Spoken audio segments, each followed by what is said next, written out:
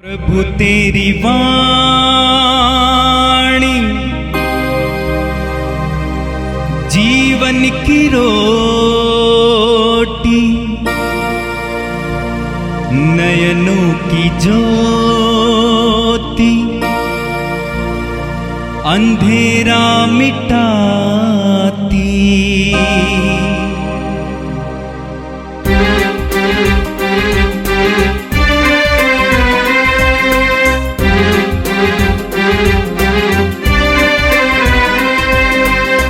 प्रभु तेरी वाणी जीवन की रोटी, नयनों की ज्योति, अंधेरा मिटाती।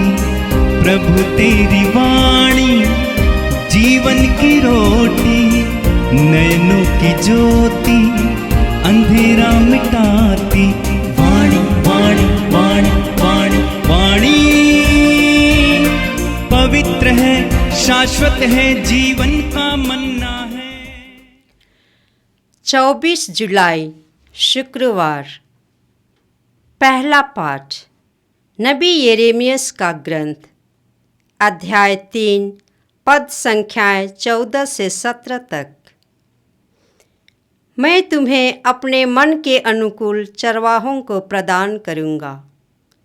सभी राष्ट्र यरूशलेम में एकत्र हो जाएंगे।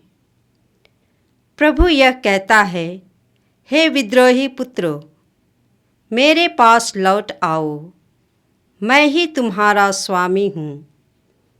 मैं तुम लोगों को सब नगरों और राष्ट्रों से निकालकर सियोन में वापस ले आऊँगा। मैं तुम्हें अपने मन के अनुकूल चरवाहों को प्रदान करूँगा, जो विवेक और बुद्धिमानी से तुम्हें चराएंगे। प्रभु यह कहता है, जब देश में तुम लोगों की संख्या बहुत बढ़ेगी और तुम्हारी उन्नति होगी, तब कोई भी प्रभु के विधान की मंजूषा की चर्चा नहीं करेगा। कोई भी उसे याद नहीं करेगा। किसी को उसका अभाव नहीं खटकेगा और उसके स्थान पर कोई दूसरी मंजूषा नहीं बनाई जाएगी। उस समय यरूशलेम प्रभु का सिंहासन कहलाएगा। सभी राष्ट्र प्रभु के नाम पर यरूशलेम में एकत्र हो जाएंगे।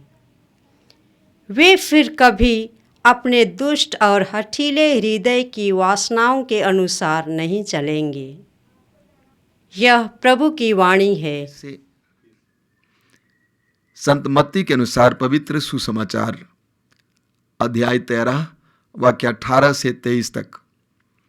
यीशु ने अपने शिष्यों से कहा, अब तुम लोग बोने वाले का दृष्टांत सुनो। यदि कोई राज्य का वचन सुनता है लेकिन समझता नहीं, तब जो उसके मन में बोया गया था उसे शैतान आकर ले जाता है। ये वो है जो रास्ते के किनारे बोया गया है। जो पथरीली भूमि में बोया गया है, ये वो है जो वचन सुनते ही प्रसन्नता से ग्रहण करता है, परंतु उसमें जड़ नहीं है और वह थोड़े ही दिन दृढ़ रहता है। वचन के कारण संकट या अत्याचार आ पड़ने पर वह तुरंत विचलित हो जाता है। जो कांटों में बोया गया है, ये वो है जो वचन सुनता है, परंतु संसार की चिंता और धन का मोह वचन को दबा देता है और वह फल नहीं लाता। जो अच्छी भूमि में बोया गया है, ये वो है जो वचन सुनता और समझता है और फल लाता है, कोई 100 गुना, कोई 60 गुना और कोई 30 गुना। यह प्रभु का दिव्य सुसमाचार है। मेरे प्रिय भाई और बहनों, पिछले दिनों में हम इस्राएलियों की कहानी सुनते आ रहे हैं। उनके जीवन में उतार चढ़ाव था। मिस्र देश से अपने देश की ओर यात्रा के दौरान उतार चढ़ाव, और अपने देश में आने के बाद भी उतार चढ़ाव। मैं सोचता हूं कि हमारा जीवन भी कुछ इस्राएलियों की तरह है। जिस तरह इस्राएलियों ने अपने जीवन में विभिन्न प्रकार के संकटों का सामना किया, हम भी अपने जीवन में विभिन्न प्रकार के संकटों का सामना करते हैं। जिस तरह इस्राएलियों ने अपने प्रभु को छोड़ दिया, उसके मार्ग का तिरस्कार किया, उसी तरह हम भी अपने जीवन में प्रभु को और प्रभु के मार्ग को छोड़ देते हैं। तो इस्राएलियों की कहानी हमारी भी कहानी है। आज के पहले पाठ में नबी यिर्मयाह के ग्रंथ में प्रभु इस्राएलियों से कहते हैं, प्रभु ये कहता है, जब देश में तुम लोगों की संख्या बहुत बढ़ेगी और तुम्हारी बड़ी उन्नति होगी, तब कोई भी प्रभु के विधान की मंजूषा की चर्चा नहीं करेगा, कोई भी उसे याद नहीं करेगा, किसी को उसका अभाव नहीं खटकेगा और उसके स्थान पर कोई दूसरी मंजूषा नहीं बनाई जाएगी। शुरुआत में प्रभु ने कहा, हे विद्रोही पुत्रों, इस्राएली लोग ईश्वर के साथ एक रिश्ता नहीं चाहते थे। उनको चाहिए था आवश्यकताओं की पूर्ति। जब भूख लगी थी, मन्ना चाहिए, भोजन चाहिए। जब गुलामी में थे, स्वतंत्रता चाहिए। वास्तव में इस दुनिया में अधिकतर मनुष्यों की भक्ति इस प्रकार की है, स्वार्थपूर्ण भक्ति। वे ईश्वर से कुछ पाना चाहते हैं, वे ईश्वर से कुछ पाना चाहते हैं, अपनी आवश्यकताओं की पूर्ति चाहते हैं। अधिकतर लोग जो भक्ति करते हैं, अधिकतर इसके लिए है। बार बार मुझे अपने व्यक्तिगत प्रार्थना में प्रभु एक संदेश देते हैं। वो संदेश यह है कि बेटा, इस दुनिया में बहुत कम लोग मुझसे प्यार करते हैं। अगर लोग मेरे पास आते हैं तो उसका कारण यह है कि उनकी आवश्यकताओं की पूर्ति होनी चाहिए। बच्चा नहीं होता है तो बच्चे के लिए जाते हैं, धन नहीं है धन के लिए जाते हैं, नौकरी नहीं है नौकरी के लिए जाते हैं, सफलता नहीं है सफलता के लिए जाते हैं। एक बार सफलता मिल गई, एक बार बच्चा मिल गया, एक बार धन मिल गया, भूल जाते हैं। अंग्रेजी में एक बहुत सुंदर कहावत है, God gives and forgets and man gets and forgets. ईश्वर देता है और भूल जाता है, उसका हिसाब नहीं रखता है। मनुष्य लेता है और भूल जाता है। पाने के बाद सब कोई भूल जाएंगे। प्रभु ने कहा इस्राएलियों से कि तुम लोग वैसे करोगे। जब तुम्हारी संख्या बढ़ेगी, जब तुम्हारी उन्नति होगी, तुम भी मुझे भूल जाओगे, मेरी उपस्थिति की मंजूषा को भूल जाओगे, उसे याद नहीं करोगे। अगर तुमने गंवाया तो फिर एक बनाने की सोचोगे नहीं। यह हम मनुष्यों की भक्ति है, स्वार्थपूर्ण भक्ति। हम ईश्वर से पाने के लिए उसके पास जाते हैं और ईश्वर को दान देंगे, उसके लिए ईश्वर की भक्ति करेंगे, ईश्वर की आराधना करेंगे। क्या के लिए? कुछ पाने के लिए। लेकिन पूरी बाइबल के प्रारंभ से लेकर अंत तक ईश्वर का मनोभाव कुछ और है, ईश्वर की योजना कुछ और है। ईश्वर हमारे साथ एक विधान बनाना चाहता है, एक रिश्ता बनाना चाहता है। पुराने विधान में बार बार और यीशु के द्वारा भी ईश्वर ने यही चाहा है, हमारे साथ एक रिश्ता बनाना चाहता है, हमारे साथ एक सदा का रिश्ता बनाना चाहता है। हम उनकी प्रजा, वो हमारे ईश्वर। वास्तव में प्रभु यीशु के द्वारा ईश्वर ने हमारी ओर अपने हाथ को बढ़ाया है। जो इब्राहिम से लेकर ईश्वर ने कहा कि मैं तुम्हें अपनी प्रजा बनाऊंगा, तुम मुझे अपना ईश्वर मानो, वही ईश्वर यीशु के द्वारा भी यही करना चाहता है। प्रभु यीशु के द्वारा ईश्वर ने अपना हाथ बढ़ाया है और कह रहे हैं, अपना हाथ इसमें लगाओ, मेरे हाथ से हाथ मिलाओ, हम मिलकर जीवन जिए। ऐसा ना हो कि तुम अकेले जियोगे और बीच बीच में मुझसे कुछ पाने के लिए आओगे, बल्कि हम मिलकर जीवन जिए, हम हाथ जोड़ें, एक साथ चलें। तुम मेरा हिस्सा हो और मैं तुम्हारा हूं। ईश्वर हमारे साथ एक ऐसा रिश्ता बनाना चाहता है।